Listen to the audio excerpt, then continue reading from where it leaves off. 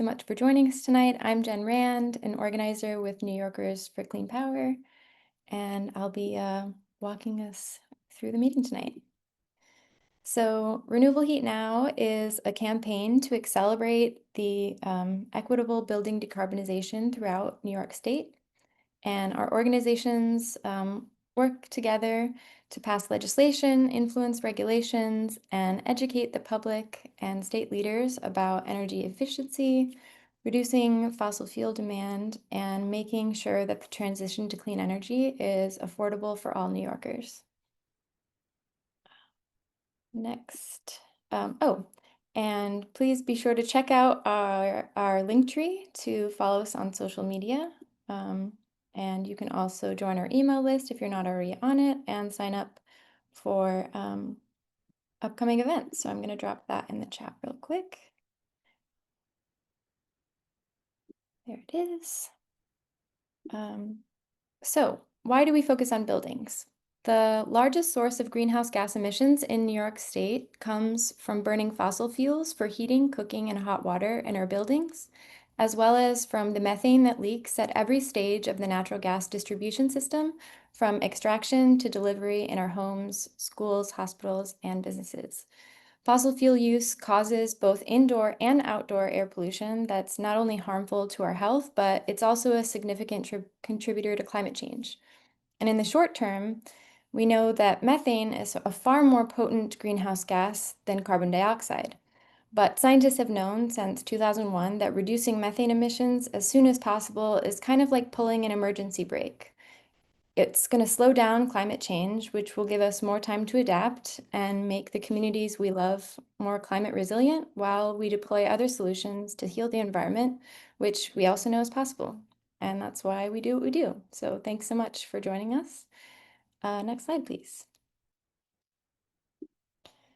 So tonight we're going to share some quick updates and actions about the 100-foot rule repeal, our state energy plan campaign, and then Michael Hernandez will give us an update on the Empower Plus program, and Allison Considine will walk us through thermal energy network pilot programs that need our support. Next slide, please. So our most recent win was passing the first pillar of the New York Heat Act, which will end the 100-foot rule.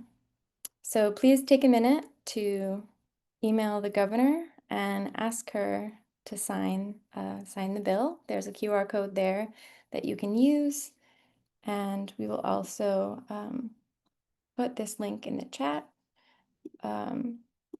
And please do keep introducing yourselves in the chat if you haven't already.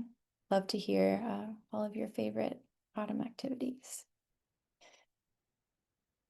So right now, New York law requires utilities to charge all gas customers for new gas pipes within 100 feet of an existing service line.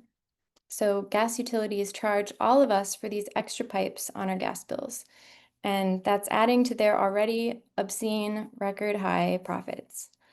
And while this isn't everything we want and need. Obviously, we wanted the full New York Heat Act, but this bill really does pack a serious punch, that it's going to curb skyrocketing utility bills, reduce gas demand, and make it easier for gas utilities to transition to clean energy. If we're adding fewer new customers to the system, it's going to be that much easier for utilities to strategically downsize the gas system, and we'll stop wasting money on gas pipes that we don't need. Next slide, please. So we just got a recent new analysis from PULP, the Public Utility Law Project, which is an independent nonprofit organization whose mission is to advocate on behalf of low and moderate income utility consumers. And they gave us a really exciting new estimate of how much money this is going to save customers across the state. So in 2021 alone, ratepayers of the 11 investor-owned gas utilities across the state shouldered up to $581 million to extend gas service to new residential heating customers. And that doesn't even include three more gas utilities. And that's $6 billion over the last 10 years that we could have spent on cleaner, more efficient heating and cooling systems. We know that we need to transition off of fossil fuels, and it just doesn't make sense to keep investing in new gas pipes that will soon become stranded assets, which will further increase the financial burden on customers that are remaining on the gas system. So we're really excited about this new number. And it's unfortunate that we've wasted this much money, but it is, proof that, we need to stop digging the hole. That's the first way to get out of it, I guess, as people say. Next slide, please. So, some good news on this point. We recently heard some rumors that the governor is talking with our sponsors about signing the bill. So, aided by this new analysis, we think we have a really good shot at getting Hochul to sign the bill before the end of the year. But we're not going to just trust the news. We're going to keep pushing with everything we have. So, next slide, please. Some of the things that we are planning we're planning a few press conferences across the state. So our next one is in Westchester on October 28th at 4 p.m. with Mothers Out Front. And this is going to be sort of a Halloween-themed press conference. And there's going to be a lot of kids there, and there's going to be ice cream afterward. So please do, if you're in the Westchester area, please sign up and join us. We would love to see you. And also, I believe some local electeds will be speaking at that press conference. Our next press conference that we're hosting is in Rochester on November 17th at 11 a.m. with Climate Solutions Accelerator.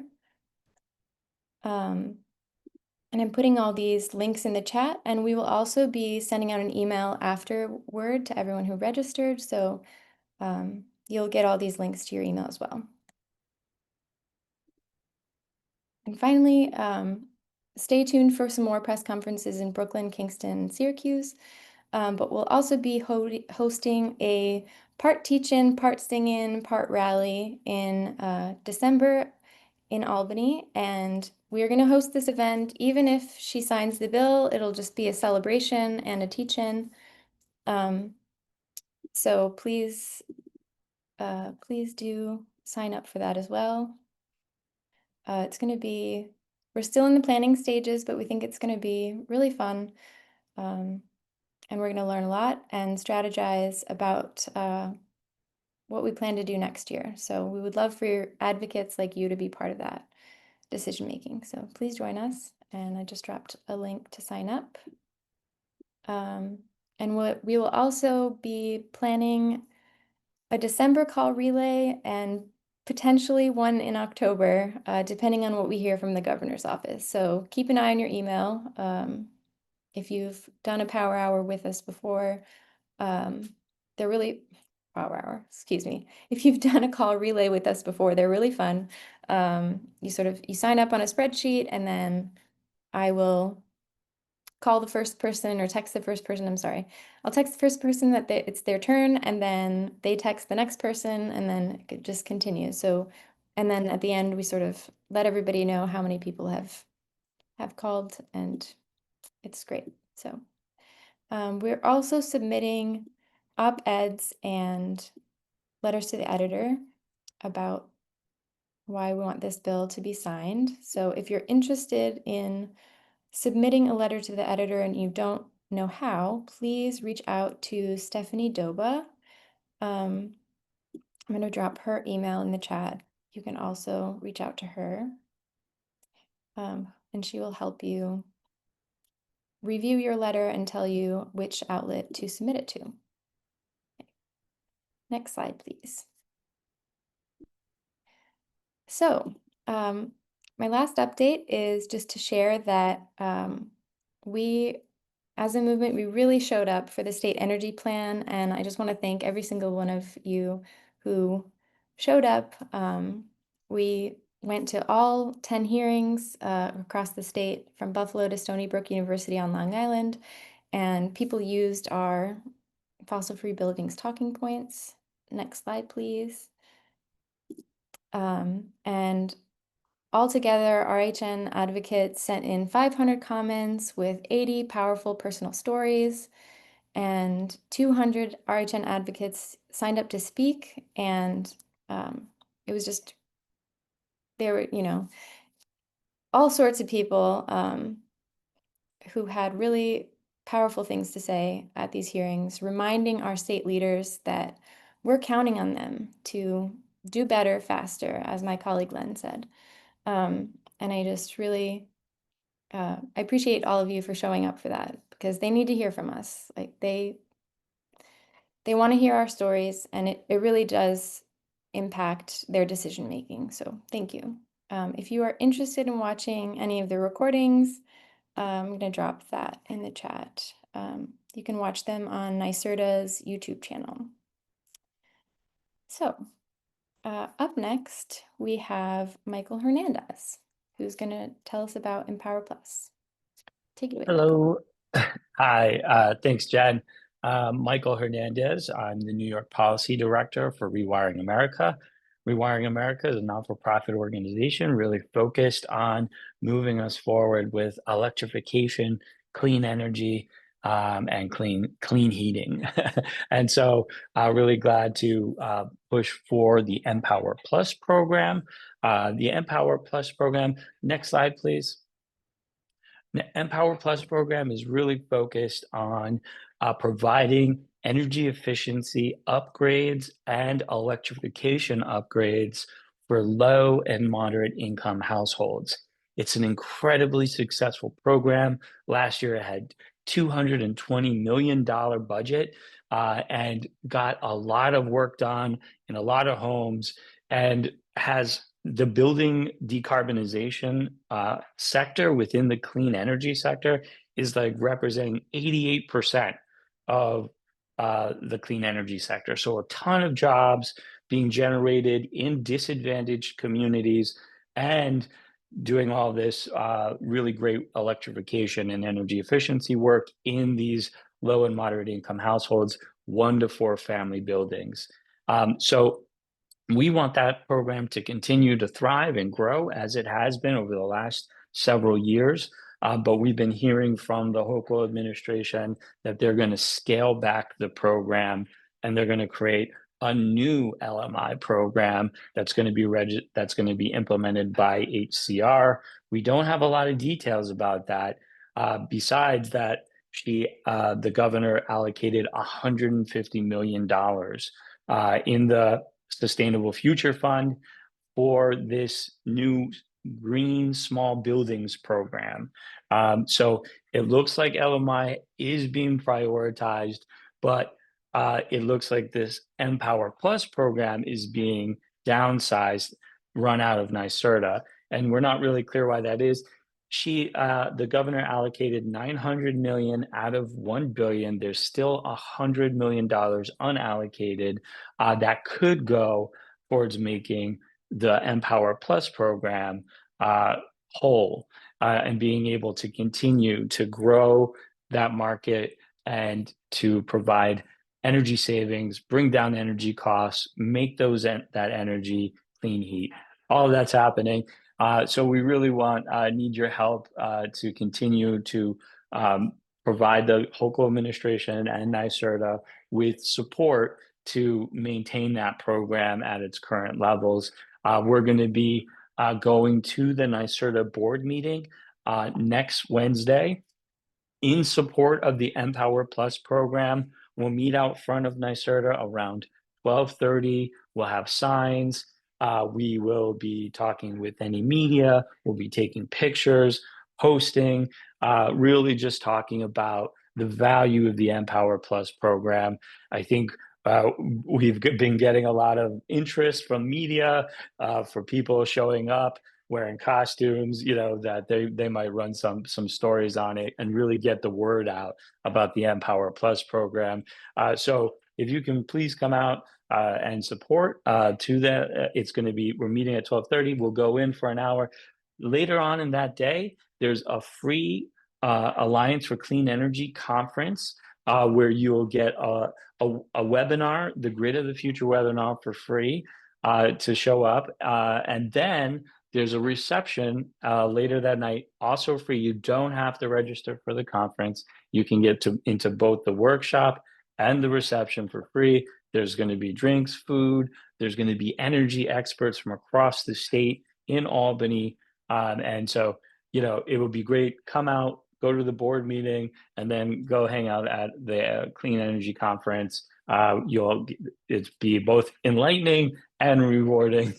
Thanks for listening. I hope you can see that. And I think, Jen, you probably put some links in the chat where people can register to go to the event and find out more. And we're going to be having a prep session on Tuesday night so that if people want to prepare themselves for what they can expect, you can come to that prep session as well. I think that's it. Thanks, Jen. Thank you so much, Michael, for that great overview. And yeah, I threw a bunch of links in the chat for each of the events Michael just shared. So please, if you're in the Albany area, please sign up. We would love to see you. I will be there. I think a number of people on the call will also be there. So it'd be great to see you. And up next, we have Allison Considine, who will be walking us through some thermal energy network pilot programs that need our support. Thanks, Jen. Hi, everyone. Good evening. I'm Allison. I work for the Building Decarbonization Coalition. Before I jump into slides, I wanted to just get a sense, how many folks have heard of thermal energy networks or remember when the state passed the Utility Thermal Energy Network and Jobs Act? I see Len, Valdi, Gabe's raising his hand, Thomas. Awesome. Okay. So Sarah, great. I'm gonna start with sort of like a high level explanation. But if you want more information about it, there are many experts in our coalition, and Building Decarb's website has a bunch of great resources on that. But just kind of wanted to see, where we're at. And I think what's exciting about this conversation is obviously a lot of what we do is, especially at this moment in time and in like our politics, is fighting against fossil fuel expansion, and fighting the bad. And we sometimes get to like also work on solutions and building the good. And that's where I think this work kind of falls, is, trying to put our power behind solutions that are zero emission, that are decarbonized, and that show the pathway for stakeholders towards a decarbonized building sector. So I'm gonna share my screen. Can you all see this? I'm seeing a thumbs up. Awesome. Thank you, Thomas. Cool. So what are thermal energy networks? We're just going to start there. Thermal energy networks, I'm kind of talking through images that are about geothermal and about waste heat recovery. At a high level, thermal energy networks basically use a network of water-filled pipes to move thermal energy around a system. Can you still see my thing, or did it go small there? You can still see it. Okay, great. And thermal energy is basically all around us. It's an abundant source of renewable energy measured in temperature. For those of you who are downstate and use the subway system, when you kind of descend into the MTA and you get hit with that blast of hot air, that is thermal energy. When we run our dishwasher and hot water flows down the drain, that is thermal energy. And the steady temperature of the ground, which we access via geothermal boreholes, is also a source of thermal energy. And thermal energy networks are basically a way to move that thermal energy around and share it between different buildings. They can access different heat sources and heat sinks. So in the image here, you can see We've got subway waste heat recovery represented. We've got wastewater heat exchange. We've got a data center that's probably generating excess waste heat all the time. And the thermal energy network has that water loop. Sometimes it's ambient temperature water, and then ground source heat pumps or water source heat pumps exchange heat with the network to provide decarbonized heating and cooling for the buildings and domestic hot water, things like that. So it's still a way of electrifying buildings. It's just a little bit more energy efficient because the heat pump, rather than having to exchange heat with the air, like an air source heat pump, is exchanging heat with a pretty steady temperature, reliable water source. And then you're keeping that water source steady temperature reliable by accessing these sources of waste heat or, steady temperature of the earth. In this image, you can see we've got some of the benefits of thermal energy networks shown, like you don't need the cooling tower there because you're not venting as much excess heat out of the building. And it's basically a way to kind of take a whole neighborhood and decarbonize all the buildings together and allowing them to kind of share their load. Why we like thermal energy networks at Renewable Heat now? They're highly energy efficient. There's an analysis that I can send to Jen for follow-up, and I'm blanking on the title of it right now because it's 7 p.m. on a Thursday. But there was analysis from like the National Renewable Energy Lab, maybe. I'll double check on the source, but basically it looked at if you used ground source heat pumps and geothermal networks all over the country, you could avoid billions of dollars in transmission upgrades because these systems are just a lot more energy efficient. So as we move into an electrify everything future, we're going to need more transmission. We're going to need to upgrade our existing electric systems. We're going to need more electric generation. And so if we can make sure that when we decarbonize our buildings, we're maximizing the efficiency of that decarbonization, we can hopefully avoid some of the more expensive build out on other parts of the electric system. Another really big benefit of it and sort of impetus for the projects I'm going to talk about tonight is it's a way to have family sustaining union careers in building decarbonization. So a lot of the trade unions that currently work on our gas system, those are really good family sustaining jobs. And that's one of the areas of friction, I think, when we are talking about downsizing the gas system, is people are worried about the future of their careers. So thermal energy networks use a lot of the same skill sets. Whether you're working on a pipe with gas in it or a pipe with water in it, those pipe fitting skills really transfer over. And so I think it provides a really exciting just transition pathway for our partners in organized labor. And then the third big benefit is it provides building electrification at scale. So, when we were talking about the New York Heat Act, a lot of the times we were talking about if we can amend the obligation to serve, we can actually look at a section of the gas system where there's leak prone pipe that needs to be replaced and retire it and upgrade all those buildings together. Now you can do that just by, decarbonizing each building with an air source heat pump or a ground source heat pump or what have you. You could also do it with a thermal energy network and kind of sub out that gas pipe for this water filled pipe and upgrade with a thermal energy network. And then you're moving all those buildings together. So you can leverage some economies of scale, maybe to defray the cost of those building upgrades. You can have project labor agreements, like I was saying, and make sure that those are good union jobs building that network. And it kind of moves the whole neighborhood off the gas system together, so we don't have anyone kind of holding out on the system. So those are a couple of the benefits. What I'm going to talk about today is not just thermal energy networks in general, but utility thermal energy networks. And in 2022, the legislature passed a bill called the Utility Thermal Energy Network and Jobs Act. And the governor signed it in July. So we're going to take the energy from this picture and put it towards good vibes for her signing the 100-foot rule very soon. But what this bill basically said was, the legislature recognized, the governor recognized thermal energy networks were a really exciting way to, advance building decarbonization through a good jobs transition. And they also recognized that we don't really have a regulatory system set up right now for a thermal utility model. We have our electric utilities and our gas utilities.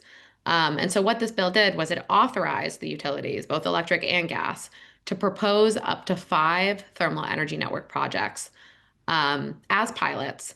And it directed the Public Service Commission, the regulatory body, um, that oversees our utilities because they're monopolies, and so you need to have a regulator to make sure that um, they don't abuse that monopoly power and to protect the public interest. And they're the ones who oversee rate cases and everything else. It told the Public Service Commission figure out the regulatory structure for thermal energy networks, um, and you'll be in charge of the process for these pilots that we're directing the utilities to propose. And this bill was sort of moved forward by the Upgrade New York Collaborative, which includes some of the organizations seen here who all kind of recognize, even if they're not on the same page on every issue, on the issue of thermal energy networks, there was some really exciting overlap. Um, so this bill passes. The Public Service Commission was like, okay, we want to set up a process for this because we've never really done something like this before in New York State. Um, so they laid out a 5-step process for these pilot utility thermal energy network projects. The first phase was for each utility to, look in their service territory and figure out where are their draft plans that have been drawn up, either through NYSERDA processes or, building owners working together, or through groups like AgGeo, who have been real leaders on thinking through thermal energy networks in New York, and to ID pilot projects that they feel like they could put forward as the utility pilot project. So in stage 1, there was, I think at one point, 13 pilots proposed.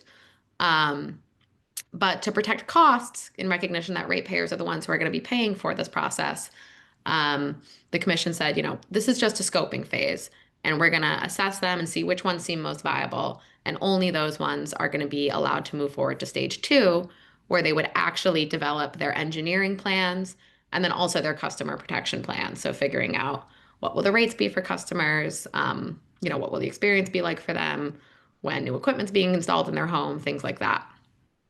Um, so several projects move forward to stage 2, and 6 projects have completed all of their stage 2 filings. So they've designed their engineering, they've come up with the customer protection plans, and they've put that forward to the Public Service Commission, for the Public Service Commission to decide, are we going to move you to stage 3, construction?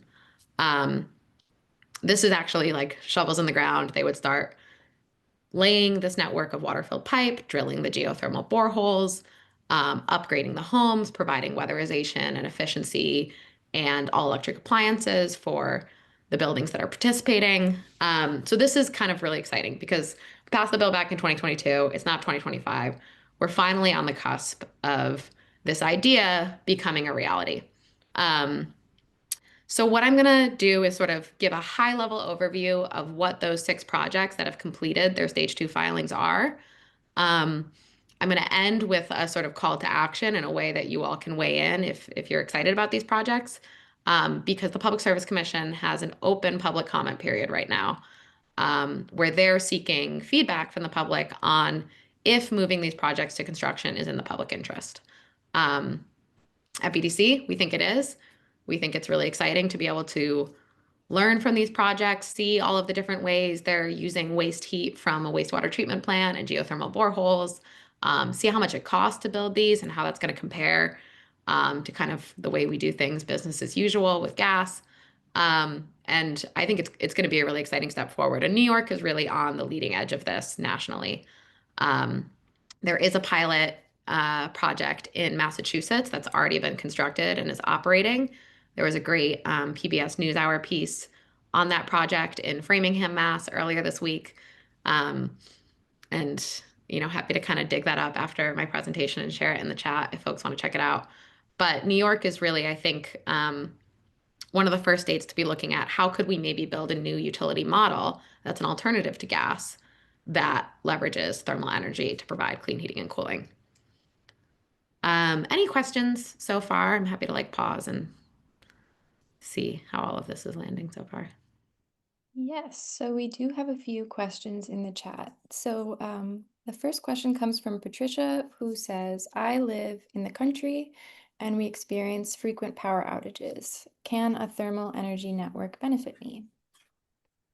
Yeah, that's an interesting question. So they're not going to be the right solution for everywhere. And part of what this pilot project process is trying to figure out at the Public Service Commission is where do they make the most sense? Where do the costs really pencil out? Where do the energy savings pencil out? Um, and that's kind of what's happening in the docket beyond just these pilot projects. There's a whole sort of regulatory process where different parties are weighing in and kind of offering analysis and research to figure out some of those questions. So, um, at a high level, I think sometimes they make sense in areas that are a little bit more dense and where you can connect many buildings that have different kind of heating and cooling load without having to have too much pipe laid out. But all of the pilots are pretty different, and I'm going to talk through them, and you'll get a sense of sort of the variation there. Um, so it's sort of a hard to say, but maybe, and even if not, they are ultimately electrification. Um, and I think finding the right electrification solution for different buildings is part of the task we're all kind of working on, right? So recognizing in some places there'll be thermal energy networks, in some places it might be ground source heat pumps with battery backup for resiliency in the case of power outages, different solutions like that. Thanks so much. We have another question from Valdi who asks, has the PSC actually developed a regulatory framework for this? Not yet. So they're in process on that. That's like kind of ongoing. And it's sort of, I think, meant to be a little bit iterative where the results of the pilots will help inform the regulatory process. At the same time, they're regulators, right? It's not regulating a utility model is not something that they're having to make up from scratch. So I think there are some basic principles of fair market access, um, and some other kind of basics of customer protection that they've already started thinking through and that I think they should think through in building the regulatory model. But no, they haven't finalized that process yet. Thanks so much. I think that is it for now, but please do drop your questions in the chat and I will collect them as we go. So keep them coming. Sweet. Okay, so a little preview. I'll go back to this at the end, but basically, in order to weigh in with support, they have this open public comment. October 26th is a Sunday, so the deadline is actually Monday the 27th. My slide is a little out of date on that. Um, but basically, people can send a comment into um, the docket at the Public Service Commission, and that'll put that comment on the record. Um, and Agree has made an action network, which if I click it, um, it opens, but I don't know if you guys could see it opening because of how I have my screen shared. Um, so I can show that at the end too, maybe. Jen, are you still just seeing my slide?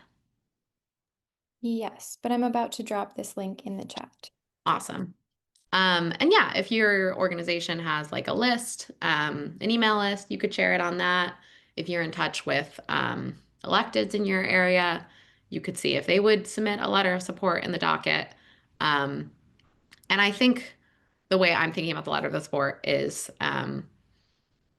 there's the specifics of the projects, and I'm going to go into those a little bit. But at a high level, it's urging the commission to move these pilots forward so we can start to prove out how this works. Kind of have the utilities learning how to run thermal energy networks instead of gas networks. Start to have, you know, union workers instead of working on gas pipes, work on water pipes, and really start to move this model forward. Um, and I think that it would be nice for them to hear from folks who are psyched about this because sometimes these dockets are a little quiet when it comes to the public. But I think there's a lot of enthusiasm for this, and uh, it's good for them to feel that political cover and that people are excited about trying something new and investing in like a new kind of clean renewable energy. Okay, so I'm gonna talk through the pilots kind of quick and high level. The first one I'm going to talk about is proposed by Orange and Rockland Utilities. It's in the village of Haverstraw. These slides are all from the utilities. I didn't make them. Um, Me talking through them is sort of just to provide this information. Um, and you can see way more info about those projects and more images and hundreds of pages of filings in the Public Service Commission docket that I showed the number of before, 22M0429. But what the Haverstraw pilot is basically two loops. You can see them in red here. Um, that are not connected currently, but have the potential to be connected. And that's kind of what those blue lines represent. So that's kind of when I was talking about one of the benefits of TENS being scale. What's sort of cool about them is they can be kind of modular. And the more sort of buildings you add on, the more diverse heating load profiles there are, and they can kind of balance and expand and potentially be interconnected. So we're starting out with a couple of building blocks, but I think this one is exciting because it has potential to expand. And it's using a mixture of geothermal bore fields, which you can see are the yellow with the little dots in the background, um, as well as river source heat exchange. So using the relatively steady temperature of the Hudson River as a source of heat exchange. And then also, I think there's some sewer heat transfer. You can see in green where that sewer main is.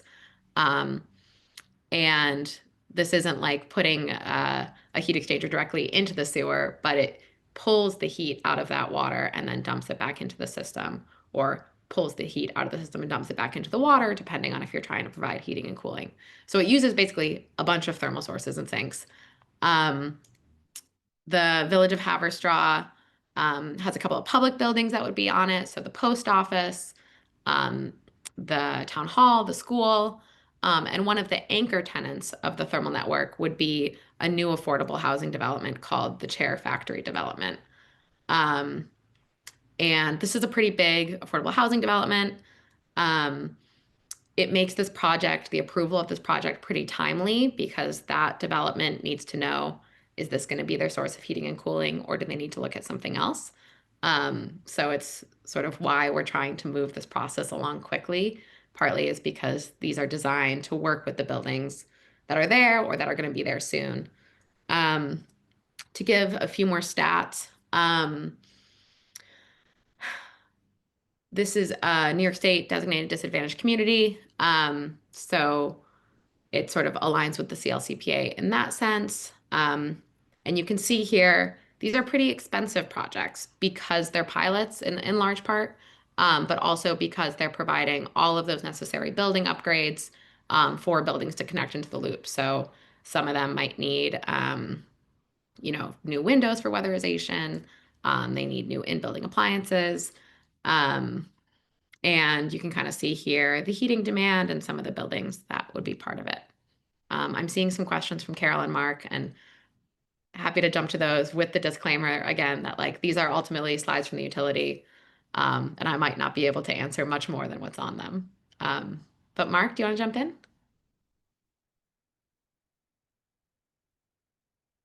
Or write in the chat? I don't know. Well, while folks get organized on questions, I'm going to keep rolling along. Um, so that was the Orange and Rockland. They only have proposed one pilot.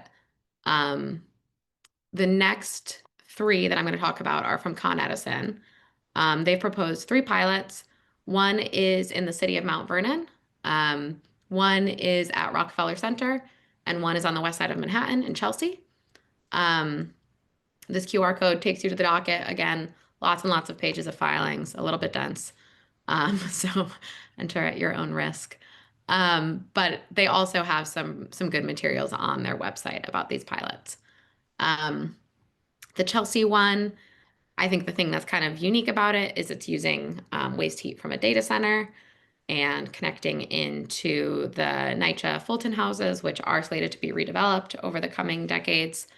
The Rockefeller Center project, I think, is interesting because Rockefeller Center actually already has sort of a district system that serves their building. And so they would be, and they generate waste heat year round. It's just a building that is always generating excess heat. So they'd be kind of connecting the excess heat into some other large commercial high-rise buildings in that area. That's kind of what the red and blue is pipe. Um, and then the Mount Vernon project, I think is really cool, especially for RHN folks, because this one actually looks at retiring a 500-foot section of leak-prone pipe, really old gas main in Mount Vernon. And so you can see it's sort of in that little red dotted box in the bottom left of the screen, that green line.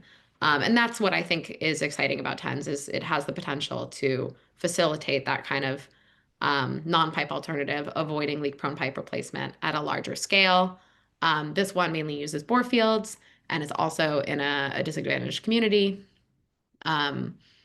And the city of Mount Vernon has been really engaged in this project. Zipping along, this one is from National Grid. It is in Brooklyn. The main kind of tenant again is the Vandalia houses, which is a NYCHA facility.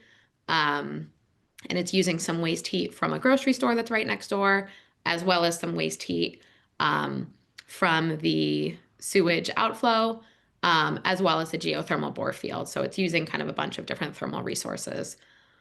You can kind of see some of the CO2 reductions from this, the cost, and I think one of the kind of interesting things about this one as well is potential to expand. There's some other thermal resources in that area. I'm going to just keep moving along in the interest of time. National Grid has also proposed one in Syracuse. This one is part of the new, like, kind of redevelopment of the Syracuse Inner Harbor. It would use waste heat from the sewage treatment plant, and they would have the new aquarium that's proposed be one of the key kind of anchor tenants, and it would be a whole bunch of new development going up there, housing and commercial, the aquarium, obviously. And it also, I think, has potential to expand to the neighborhood around there in the future if it's successful. Yeah. Okay, so those are the 6 pilots. So let me just recap them real quick. We had 3 in New York City, or 3 from Con Ed, which are in Mount Vernon, Chelsea, and Rockefeller Center. We had 1 from National Grid in Brooklyn, 1 from National Grid in Syracuse, and then 1 from Orange and Rockland in Haverstraw.